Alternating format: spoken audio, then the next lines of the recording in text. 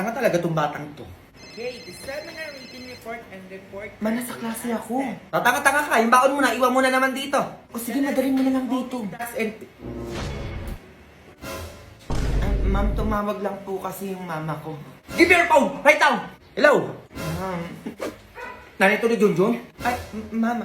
Yes po, ma'am. Nanay po ni Junjun. Okay. Kukumpiskan ko to sa po ni Junjun. Ay, ma'am, wag naman po ganun, ma'am. No! Bawal mag-cellphone sa klase ko. Kaya pumunta ka dito para kunin mo yung cellphone ng anak mo.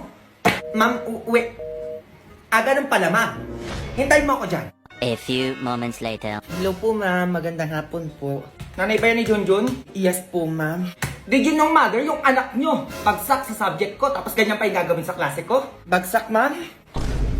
Ma'am, kaya po ako napatawag nung nagkaklase po kayo kasi po yung taong po ni Junjun, naiwan niya po. Bawal nga po mag-cellphone sa school, lalo na kapag klase. Apo, ma'am, sorry po. Ay, ito yung cellphone na anak nyo. Last chance niya na to. Kapag nahuli ko pa nagsa-cellphone yan sa klase ko, baka ipatanggal o ibagsak ko pa siya dito sa school na to. Nagkakaintindihan po ba tayo? Ay, tanggal po agad, ma'am. Sige po. Excuse me. Hello? Ay, paano ba yan, ma'am? Nag-cellphone po kayo. Ay, bakit tumawag lang yung nanay ko?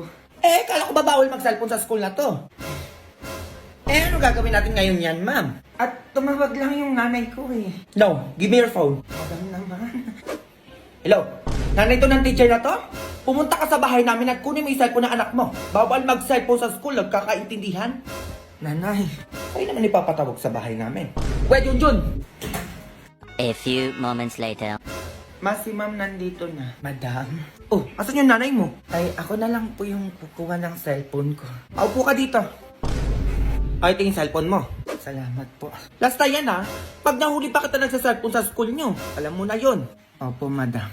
Paano pala yung grades ni Junjun sa'yo, ma'am? Di ba bagsak yan sa'yo? Ay, madam, kayo pa ba? Diyos, ipapasa ko na lang po yung anak nyo. Opo, 98. 98 po, ma'am. 98 na po yung grade sa akin ni Junjun. Opo, parang almost perfect na. Opo, nakakahiya naman po kasi sa inyo. Ayun, madali naman pala kausap. O, pasado ka na, Junjun. Ma'am, pwede na kayo mauwi. Bye, ma'am. Pag ginanyan mo, go. Working on a Grammy, meanwhile, pussy poppin' with your man in Miami.